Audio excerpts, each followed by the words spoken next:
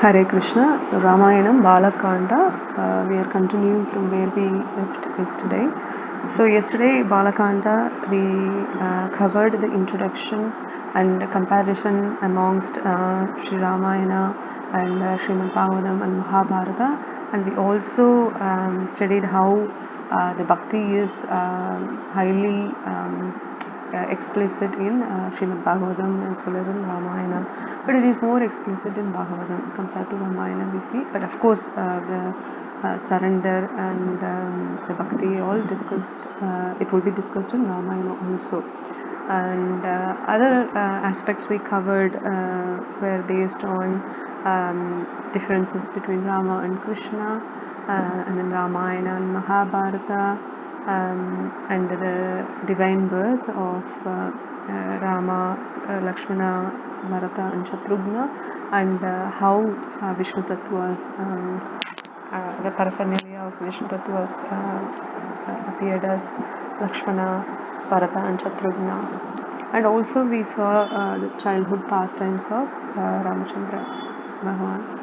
Now we continue from Vishwamitra's appearance in Dasharatha Maharaj's palace. So we see Vashistha Muni is the chief Pandit in Dasharatha Maharaj's palace. Okay.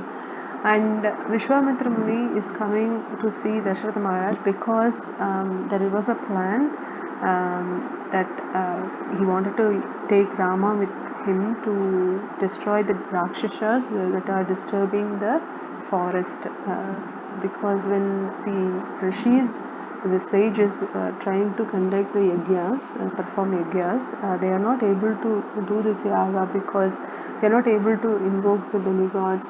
The reason being is this disturbances created by these Rakshasas is contaminating the Yagyasala.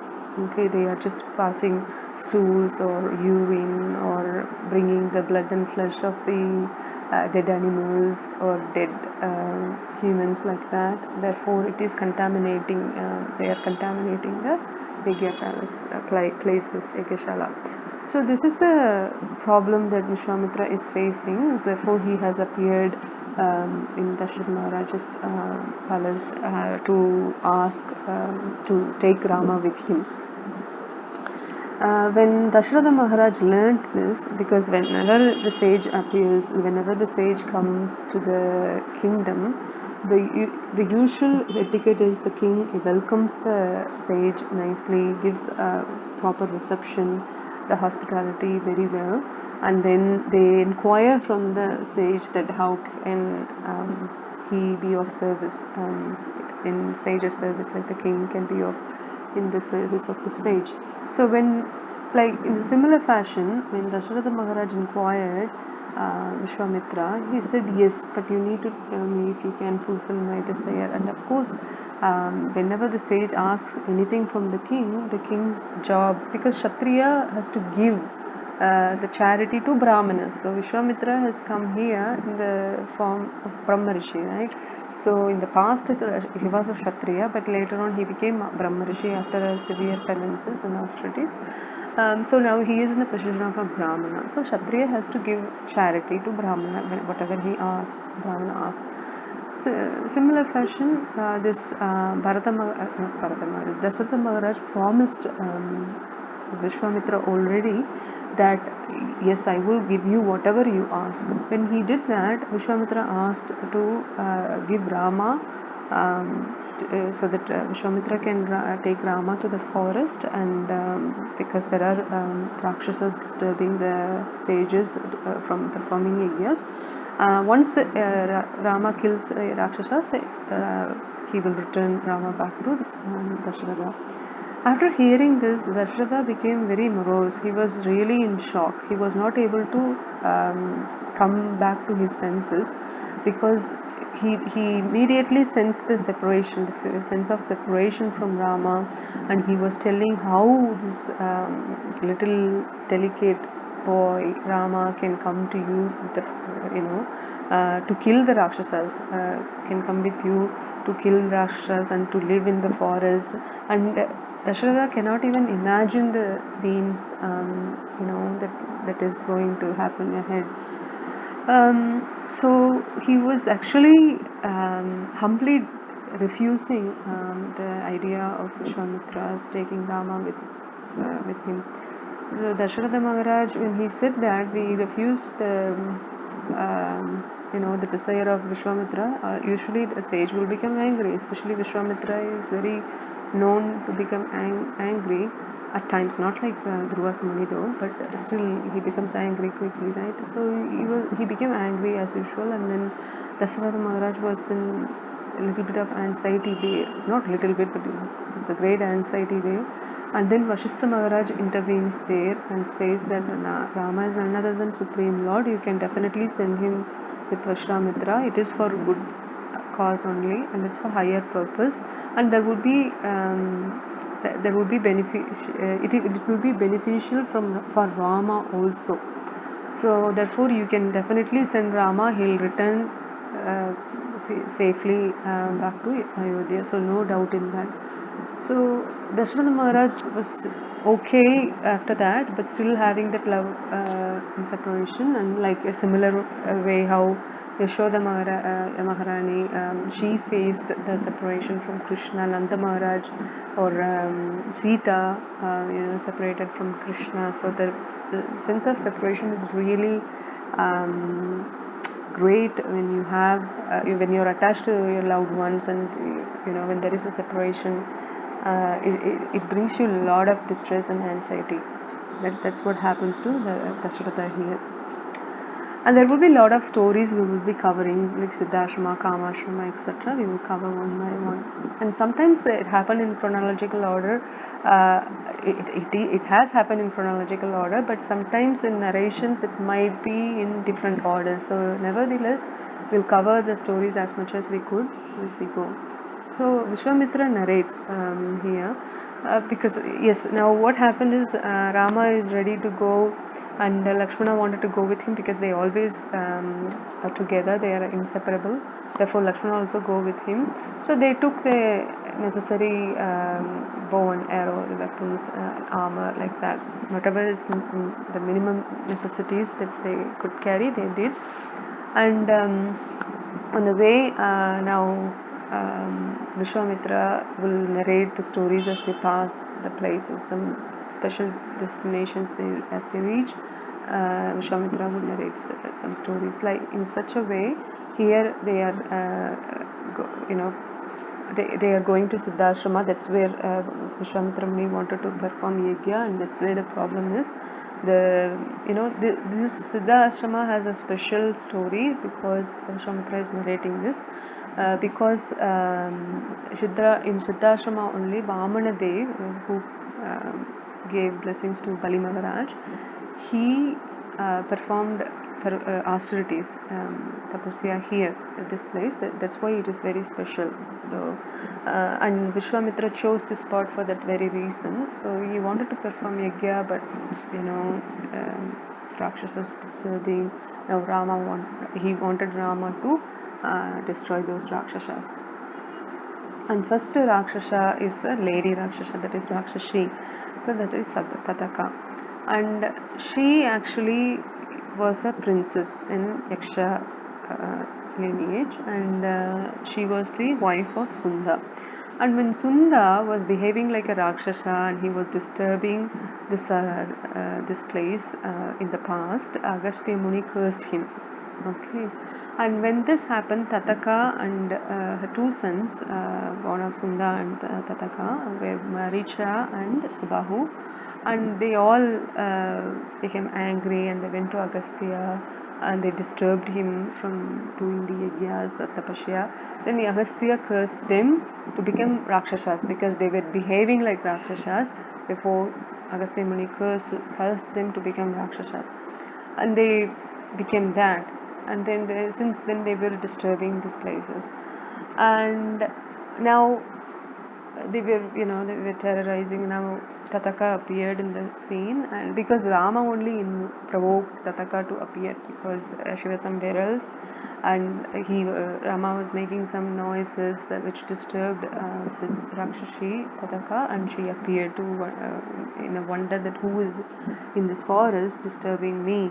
or creating such noise. And then she saw Rama, and then Rama, he was hesitant at the beginning because he doesn't want to, as per Yuga Dharma, you can't kill a lady, right? So therefore he doesn't want to kill Tataka. But Vishwamitra said she's not even a lady. She just behaves like totally a Rakshasa, and she is a big Rakshasi, and she is disturbing people, killing people unnecessarily, killing animals, and contaminating the Yagashala.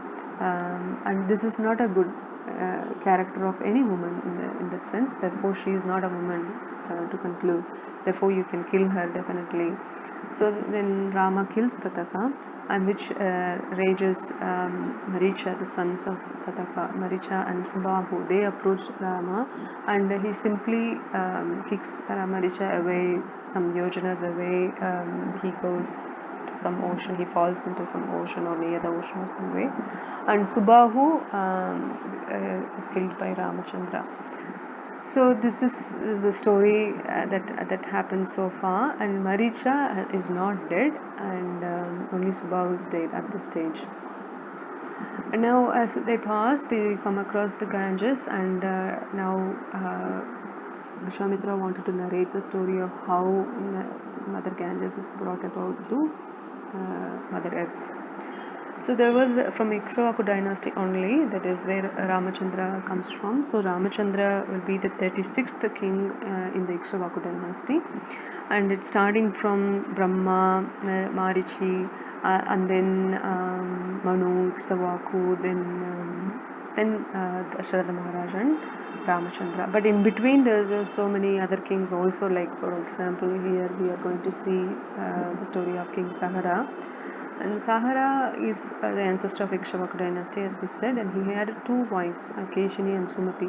Keshini had only one son, and his name was Asamanjas, and he was a very bad prince, and he was actually a troublesome and troublemaker, and he was always doing sinful activities. Therefore, Sahara banished him to the forest and never to return. And then however, Asamanja had a son called Ansuman, and he was a nice prince, and his son was Dilipan, and he was also a nice one. And then their Ansuman's grandson was Bhagiratha. So he is the hero who actually brought Mother Ganges to Earth planet. And Rama said he was so grateful to his ancestor, especially Bhagiratha, who brought the Mother Ganga to the Earth planet. And there is a second wife, Sumati, and she had 60,000 sons. Okay, and now we will see. But before that, there was another story about Kamashrama. So how there was a story in Siddhashrama, but also there is a story in Kamashrama when they pass by. Then Vishwamitra narrates that this is where Lord Shiva used to do his penance or tapasya, and that's when Indra sent Kamadev to disturb Lord Shiva from his austerities, so that Indra can retain his position as Indra. And that time when Lord Shiva realized Kamadeva was trying to disturb, he opened the eyes and burned Kamadeva into ashes. That's the place called Kamashrama. Now coming back to the story of Sahara, so what happened one time was he decided to do a Ashwamedha Yajna. Again, see, whenever kings do Ashwamedha Yajna, usually that is for Lokakshema, that is for the welfare of the Loka, the world. And there could be other reasons also, but this would be the main reason why they do it. And when they perform 100 Ashwamedha Yajnas, they will become eligible candidate to be the next Indra. So that is why Indra always afraid of any kings doing 100 Ashwamedha Yajna or even one Ashwamedha Yajna. He wanted to come stop them. If he stops them, then they will not become, it's guaranteed, right? They will not become the next Indra. So that's what he wanted to do. At the same time, he wanted to stop the great sages from doing their penances or austerities for the same reason. When they reach a level in austerities, when they do great penances and austerities and reach up to a certain level, and they can become eligible to become the next Indra.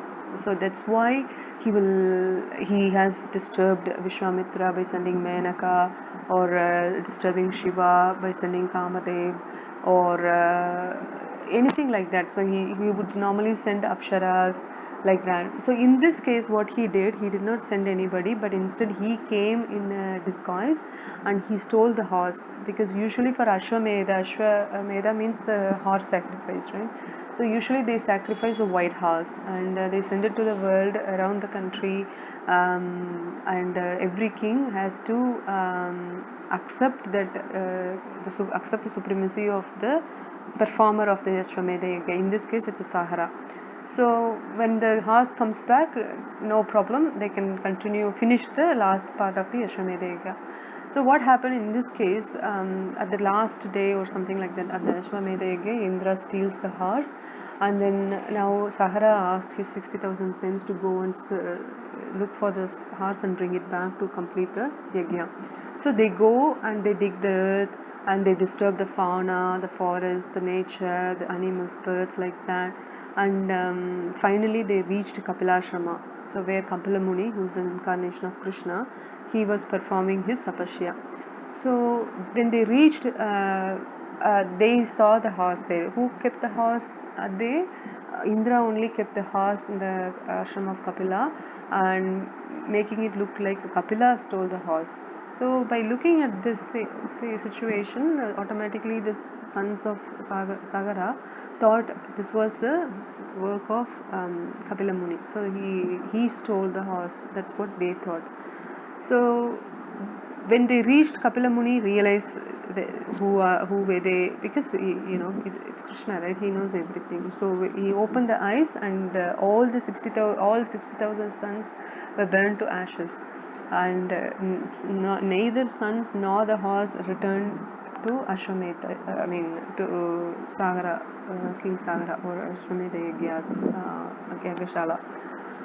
So now Sahara became morose, and he wanted someone else go now. So now he thought, okay, he would send Amsman, and he also tried, and then his son Dileepan also tried. Nothing worked. So now the grandson Bhagiratha. So what happened? He know from the history, right? Past history in his dynasty, everyone tried.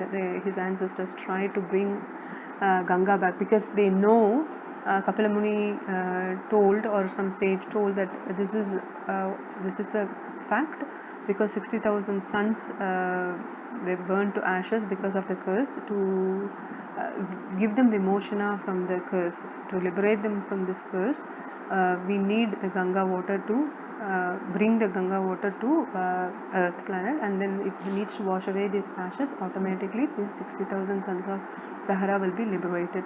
So that's why the sons wanted to, like the high,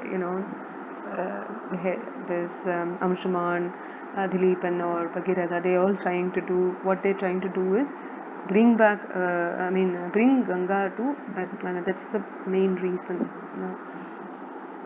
So Bhagiratha did severe penances, austerities, and towards Brahma initially.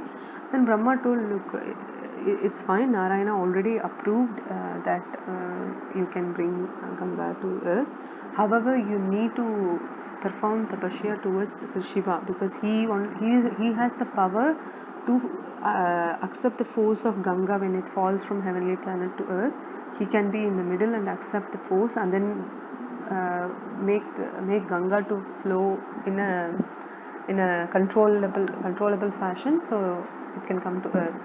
Then Bhagiratha continues his tapasya. Now it is towards Lord Shiva. So Lord Shiva appears and says, okay, now I agree. And Ganga also appears and says, yep, I also agree to come to earth. But you arrange how I'm gonna fall down, in what route. And then initially Ganga comes to Dhruva planet. From Swargaloka to, we all know it's originated from Lord Vishnu's lotus feet, and then heavenly planet Amaravati, and then Dhruvaloka, and then Saptarishi, where they pick up some Ganges water for purification and yagyas and things like that, and then it comes to Meru mountain, where Brahma resides, and he collects some water in his Kamandala, and then it continues to flow. Now it comes to Kailash, and Shiva controls its force into his the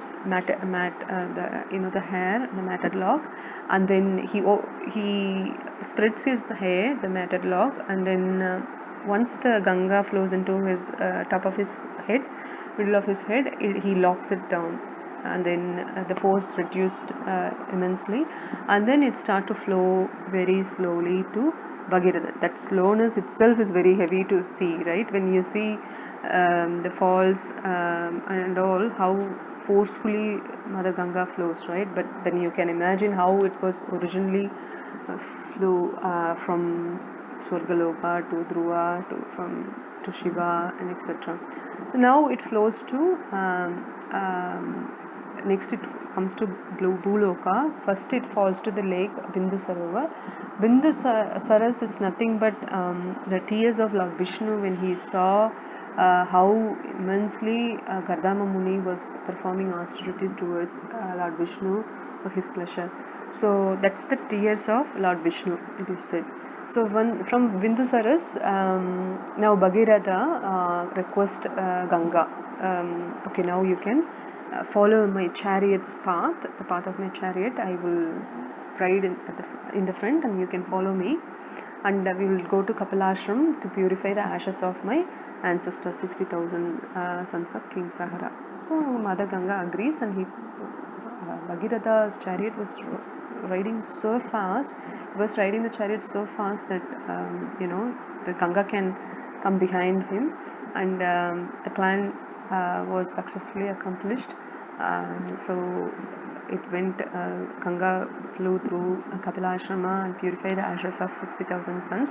Then finally it settled in Sagara, that is the Ganga Sagara. We say that King Sahara's son created an ocean called Sagara. So that's where it ended, but then continued though to Patala, that is called Bhogavati.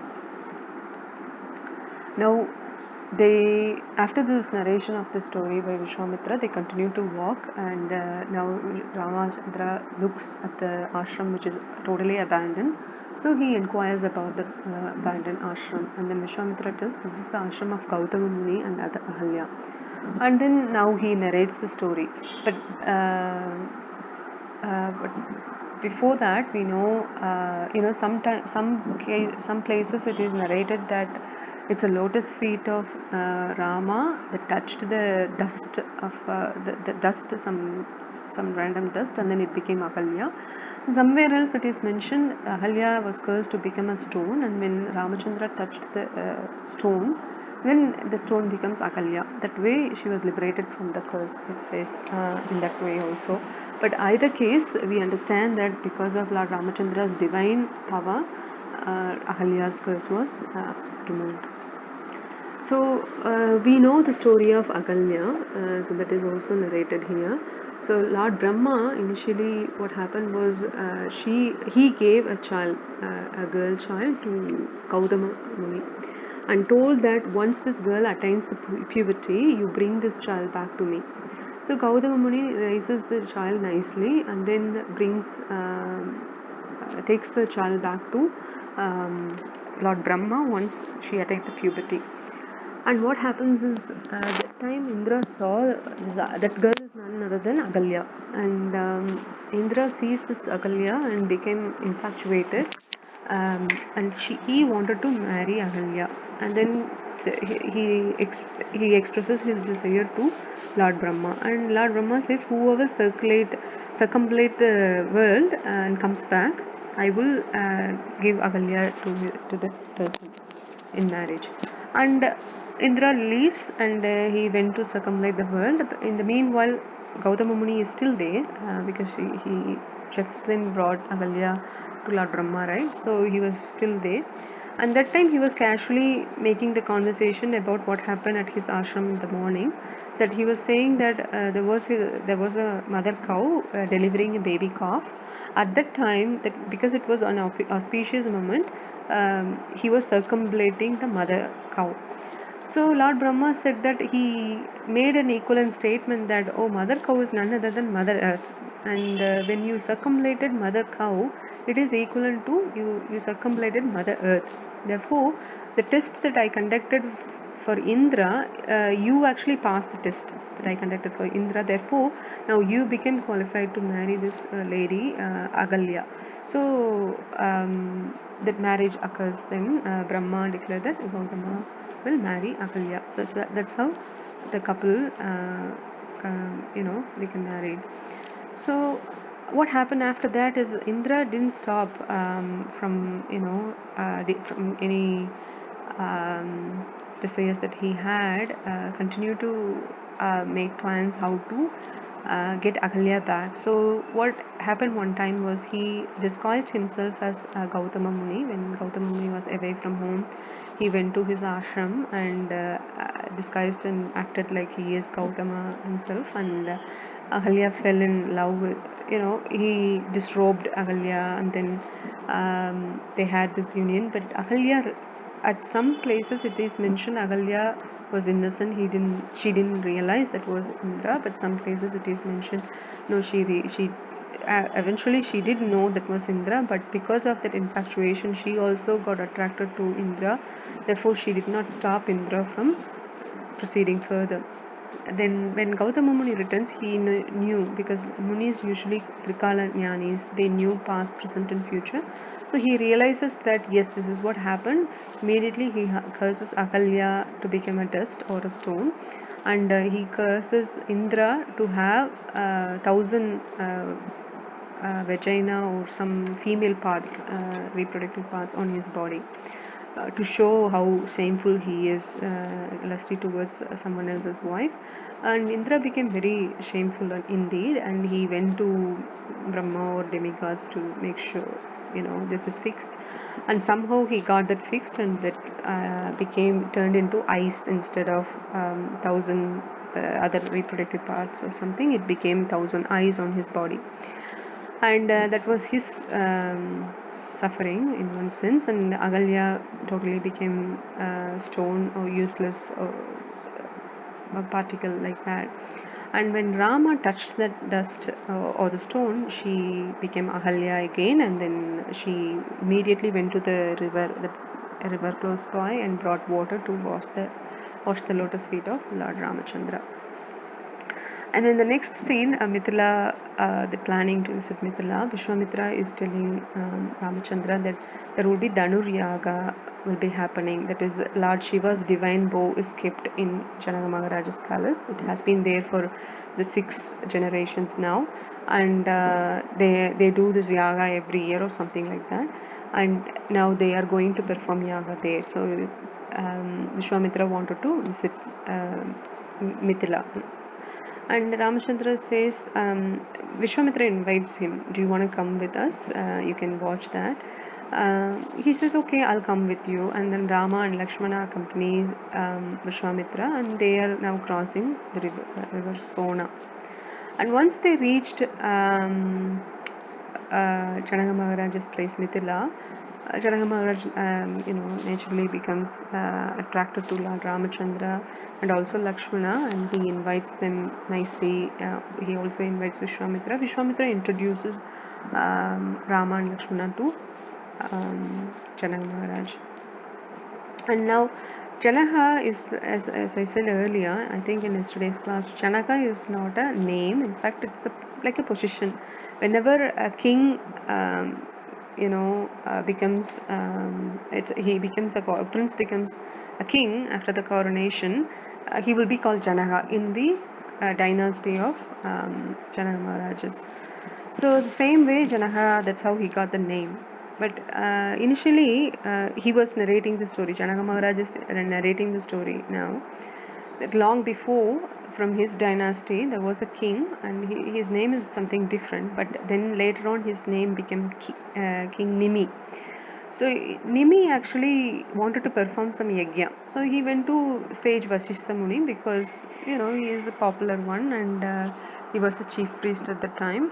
And he went to request Vasishtha Muni, can you perform yajna at our place? And Vasishtha says, no, at the moment I am doing yajna for Indra, and I'll come back soon and I'll perform yajna for you.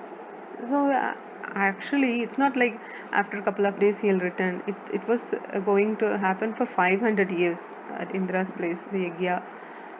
So Nimi doesn't want to wait naturally. So he thought, okay, we'll proceed with some other stages, and we'll proceed with yagya anyway without Vashistha. So when Vashistha came to know about this fact, he became very angry and he cursed Nimi that he will lose his body. When someone loses the body, Deha means body, Videha means one who doesn't have a body. So that's how he got the name Videha. So because of this, Sita was born in this dynasty, in this kingdom.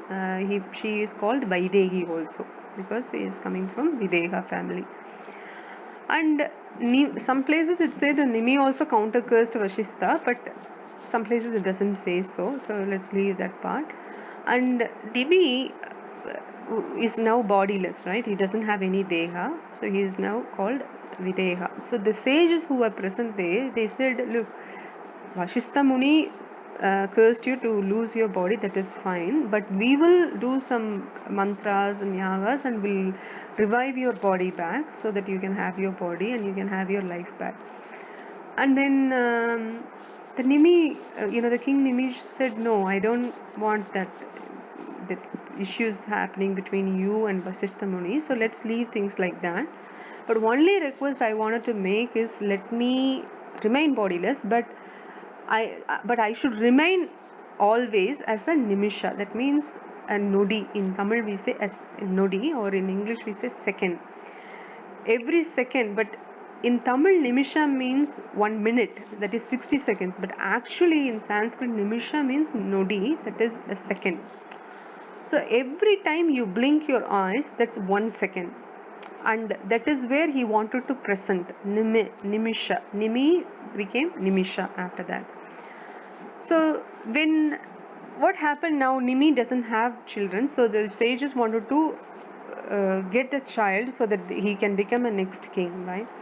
So they started to churn the body of Nimi, and then when you do the processing of churning, that is called miti or mituna or miti, they will say. That is how it became the kingdom of Mithila.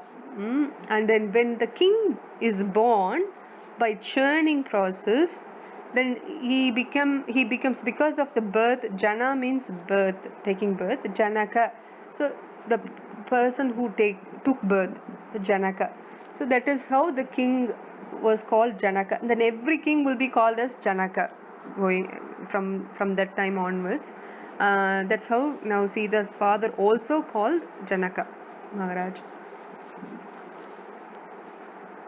Now, how Sita was, how we'll talk about how Sita appeared and why Sita is called Sita. So one time, Janaka Maharaj was plowing the field, and you know how they make furrows. It's like an up and down thing. If you see somewhere here, so you'll see there is a curvy line going upward like a little mountain, and then going down again, going up and down, so that you can easily sow the seeds in the path where it's it's a furrow only. It's like in a downward direction, right? So at the end of this furrow, there will be some place like a little soil or something like that.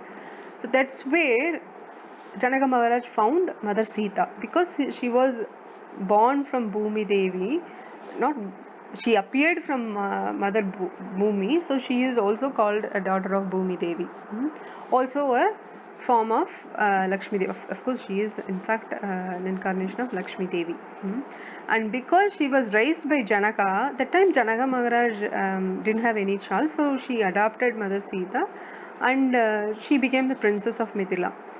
And that's why she was called Janaki, and because of princess of Mithila, she is also called Maithili.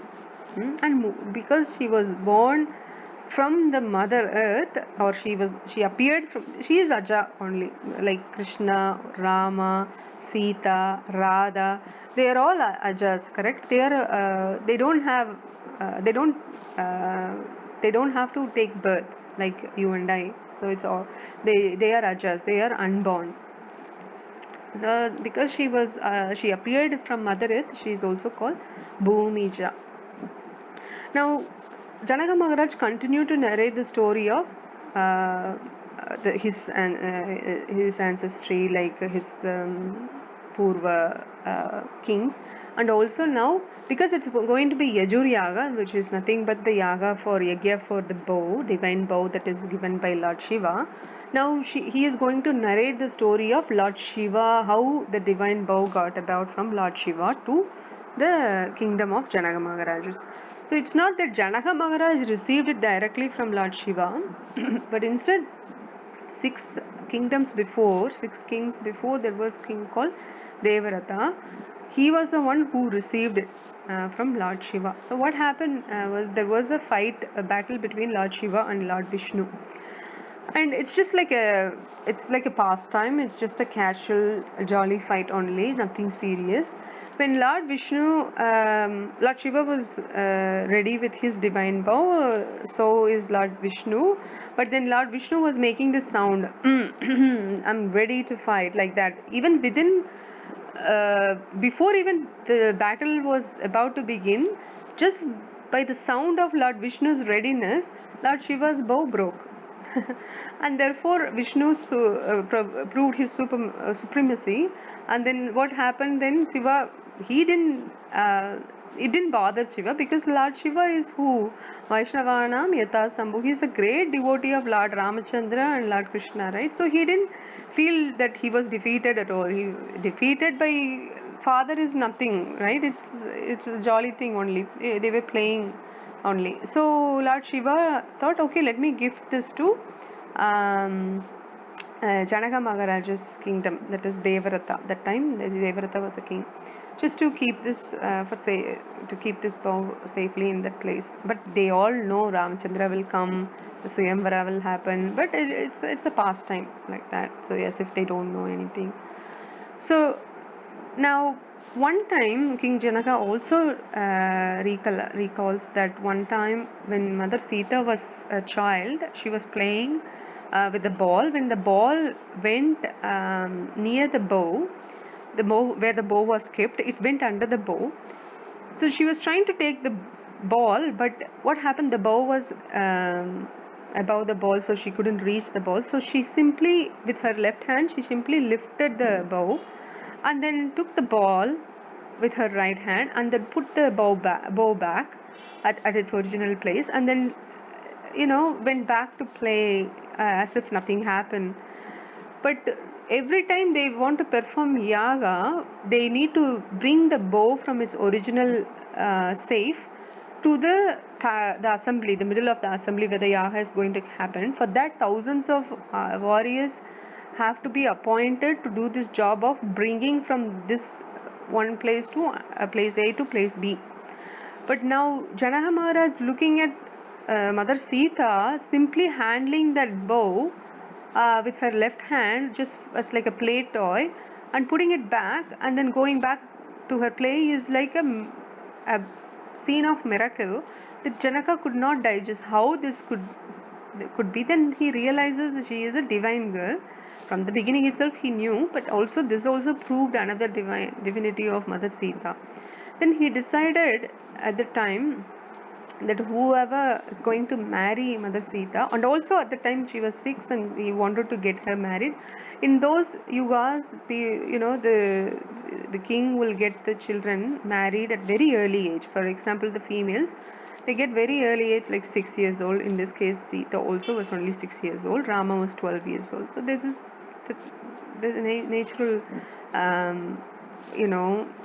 thing that they follow back then in old days. So he was worried that Sita needs to get married also. At the same time, Dasharatha Maharaj also worried. You remember how Vishwamitra appeared one day at Dasharatha's palace? Just before his appearance, Dasharatha Maharaj was telling Vashistha Muni that he is getting old. He wanted to see the marriage of Lord Ramachandra before he leaves the body. Like that, he was really worried that he wanted to get Ramachandra's marriage really soon. Then only Vishwamitra appears. So this is all divine connections. we see. Now here also Janaka Maharaj wanted to find a suitable bridegroom for the bride Sita. So he arranges the Swayamvara there. So whoever lifts and breaks the divine bow of Lord Shiva, then they will become the suitable match for Mother Sita. So that's the test that they are going to conduct. And we will see what happens after that. But in the meantime, Satyananda is the chief priest in the Janaka Maharaja's kingdom. Like how Vashistha is in the Dasharatha Maharaja's kingdom, similarly Satyananda. Satyananda is none other than the eldest son of Gautama Muni and Agalya.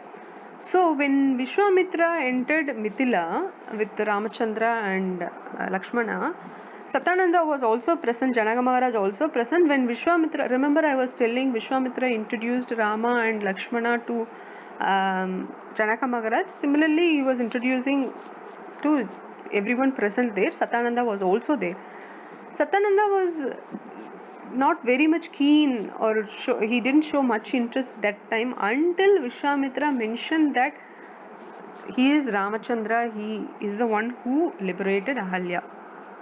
And that time, because Ahalya is Satyananda's mother, right? So he became very touched by the fact that mother was now finally liberated by the mercy of Lord Ram. Then he became so grateful and honored the presence of Rama and Lakshmana. And then he took Rama and Lakshmana, and then he started narrating how great Vishwamitra is. He started to narrate the story of how Vishwamitra became Brahma Rishi. So we know the story, but we will see in short. So we see that there is a lineage here. We see Ruchika, the sage Ruchika, and the princess Satyavati get married. They both get married, and the Satyavati's father and mother, King Gadi, also there. And what happened was Gadi and Renuka, the husband and wife, Ruchika and Satyavati, or husband and wife. Okay. The Gadi's daughter is Satyavati, and Gadi's wife Renuka wanted her daughter to get a child, and same time she also wanted a son. So because Ruchika is a great sage, Renuka, the mother of Satyavati, asked her, can you ask your husband Ruchika to arrange something for you to get a child, and also me, I also wanted a son, so can you ask him to arrange that? Satyavati goes and asks Ruchika, and Ruchika prepares the portion like a sweet rice, and he prepares two different cups of sweet rice, one for Renuka, one for Satyavati. And Renuka comes to Satyavati's place and she sees it's ready, and she wanted to take that. But she thinks that because Ruchika wanted a better son, naturally one who prepares something for their own family, they will make something better than they prepare for somebody else. So Renuka assumed that, or conjectured that, Ruchika must have made some better sweet rice for Satyavati than the one he made for me. Therefore, I'm going to take the portion of Satyavati's, and she takes it. She consumes the sweet rice that should be consumed by Satyavati. And then Satyavati innocently comes to the place, and she takes the portion that was meant for Renuka, mother. And then once they realized, and Renuka realized that this shouldn't be the case, and approached Ruchika, and then Ruchika chastises that I actually prepared the portion because Ruchika is a sage and Satyavati is not princess anymore. She has become the wife of sage. So they are living a simple life, like a Brahmanical life, not a Kshatriya life. Therefore, the preparation of sweet rice for Satyavati was for a Brahmana son, whereas the sweet rice for Renuka was for a Kshatriya son. Because they swapped it. Satyavati got sage Jamadagni. He had almost all the characteristics of this the Satriya guna, like becoming angry and things like that. And then, sorry, Renuka, when I said the mother, so Gadi and Renuka will have sage Vishwamitra. So it's not right here, but it's just that. Then Richika says, oh, Satyavati apologized to Richika, and Renuka also apologizes that we made a mistake. What do we do now? He says nothing can be done. You will get Brahmana son, and even though born in Kshatriya family, and we will get Kshatriya son even though born in Brahmana family. So nothing can be done. So there can be any atonement? They ask. Then say, okay, the grandson can become a Kshatriya. So that's what they say. So then what happens was, King Gadi, they give birth to King Gadi, and Renuka give birth to Vishwamitra. And then Jamadagni, here I'm not sure Renuka and Jamadagni, they are correct, but King Gadi wife, I don't know, here I didn't mention, but Satyavati's mother is not Renuka, just the correction there. So King Gadi and wife they give birth to son called Vishwamitra. That's original name is Kaushika, and he was born as Kshatriya, but later he became Brahmana. And then for Jamadagni, they give birth to Parashuram, who is none other than Vishnu, incarnation of Vishnu. And he was born in the Brahmana family, but he became Kshatriya, killing Kartavirya Arjuna and 21 times of Kshatriya dynasty. So this is what there is a manipulation of Brahmana birth but becoming Kshatriya and vice versa. And then there once Kaushika is in Kshatriya family now. Vishwamitra's previous name was Kaushika, right? So he, as a king, was wandering in the forest. Usually that's what they do, wander in the forest for hunting practice, so that they can be ready for the battle anytime when there is. So he goes to the forest and sees Vishwamitra's Vashistha's ashram, and that time Vashistha invites the king and gives nice reception, and also he insists that Kaushika should stay for a feast. And then Vishwamitra or Kaushika was wondering, he is a simple sage and a Brahmana lives in a simple hermitage. How can he provide me a feast? He is calling that as a feast. I don't know what fruits and roots he is going to provide me. But anyway, he initially said no. He humbly refused. But because of so strong insistence from Vashistha Muni, he agreed to stay for the feast. Then he invites this Kamadhenu called Nandi. Somewhere else, some places the Kamadhenu is a divine cow, and it's somewhere else it says that calf of the divine cow what Vashistha Muni was having, it's called Nandi, and somewhere else it says different names. It doesn't matter. It's a Kamadhenu. It's a divine cow he had, and because of the divine cow, whatever Vashistha Muni asked, she provides. Like that, there was a big feast arranged, and Kaushika became very envious that why a Brahmana should have this much opulent giving cow. A Kshatriya should have it because he needs that for to run the kingdom very nicely and etc. So he asked, look, I will give you so many hundreds and thousands of cows in exchange of this one divine cow.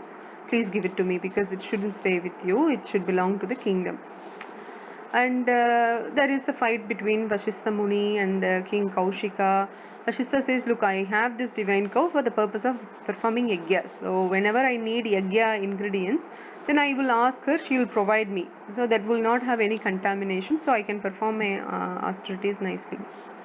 That's why I keep her. And Vishwamitra or Kaushika doesn't want to agree that Brahmana should keep the divine cow. He tried to take away the divine cow, but the divine cow doesn't want to leave Vashistha Muni because she serves him from the beginning, so she doesn't want to leave. So there was fight between the army of Kaushika and the army that was arose from this divine cow. There was big fight, but finally Vashistha Muni, because of his Brahma Tejas, he won. And Vishwamitra or Kaushika was defeated. Then he realizes that Brahma Tejas is far better than Kshatriya Shakti, therefore I need to renounce the kingdom. He leaves the kingdom with the family, the son, and then he goes to the forest to perform intense penances. And there are some some stories in between also, like how Menaka tries to distract Vishwamitra and he falls for it, and then again revives his consciousness back to performing austerities, and then he eventually earns the title of Rajarishi and Maharishi, but definitely not Brahmarishi yet, because he still have that the trace of anger. And because Vashistha Muni keeps rejecting him and Vishwamitra as a Brahmarishi. And finally, after his tolerance, he sees the humility and tolerance of Vishwamitra. Vishwa means the, Prabanja, Mitra means friend. So the friend, who is the friend to all living entities, is called Vishwamitra. When he becomes that, then Vashistha Muni agrees. Now coming back to this palace of Mithila, so here this is the announcement that whoever lifts the bow and breaks it, strings it, not breaking it, strings it, they'll become the next, they'll become the, they can have Mother Sita in wedding, so they can marry Sita. So that's what they pronounce. And then we know Ramachandra goes, and before that they have this how they meet each other. Lord Ramachandra and Mother Sita, when they meet each other, they feel or have this consciousness of having that love in separation, or again separation and union, that different feelings, the bhava they are feeling, as if they have been together for a long time. Of course they are Krishna, Narayana and Lakshmi. How can they have ever been separated at all? So they have this feeling coming back again, and looking at the divine beauty of Mother Sita and Ramachandra, they fall in love between each other immediately. And then and again, when we go back to the story, why Sita is called Mother Sita, is because in Sanskrit, the furrow where she was, where she appeared, that Sanskrit word for furrow is Sita. That's why she's called Sita. Okay, coming back to the scene. So now, so many princes and kings try to lift the bow. They can't even move the bow, or to speak of lifting or stringing the bow. So finally, Rama was ready to do this, and initially he was not knowing all what going to happen. Of course, he knows everything. He is the supreme Lord. He is omnipotent and omniscience, and he knows everything. But for the sake of this Leela, he acts that he doesn't know anything. So, believing that Vishwamitra asked Rama to go and try that, and Rama going to try that, and it's not trying, he immediately lifted it. Again, I think he lifted it with left hand, and then he not only strung the bow but also broke the bow, and immediately it proves the victory of Ramachandra. And in between this scene happening, Sita was praying that Ramachandra is the one he saw the previous day in the garden, who she fell in love with, and she wanted it to be the same person who broke the bow when she heard it, and then it was him. And then there was announcement that now there will be a wedding. The Swayamvaram is completed successfully. There will be a wedding between Ramachandra and Sita. Then immediately Ramachandra intervenes that and says that I cannot marry until I get the permission from my father Dasharatha. Then Sita realizes that it's not that because of my beauty he immediately fell in love. It's just the true love, because otherwise he wouldn't say. If somebody falls in love just love at first sight, then they will be ready to marry immediately when there is an opportunity. They will not wait for the elders to come give permission or wait for their approvals, right? Therefore, when Ramachandra declared that no, I will not marry Sita until I get the permission from my parents. When he said that, they all appreciated, especially Mother Sita, how grateful he is to his elders and obedient and disciplined. So he doesn't, it's not that there is an infatuation or anything, it's a true love from Rama also. She realizes that. And then when Dasaratha Maharaj heard this news, he immediately comes, and then the Janaka Maharaj says, I have another daughter called Urmila, to which Lakshmana can marry to, and also I have a brother, younger brother called Kusadvaja, and she has two daughters, and they can marry Bharata and Shatrughna. So that's how Bharata gets married to Mandavi and Janaka's from a daughter of Janaka's brother, and Lakshmana with Urmila and Shatrughna with Shrutakirti. And now the story of Lord Parashuram. So we stop here, and we will continue from Lord Parashuram's story tomorrow. Okay, so thank you very much. Hare Krishna, Krishna Krishna, Hare Hare, Hare Ram, Ram Ram, Hare Hare.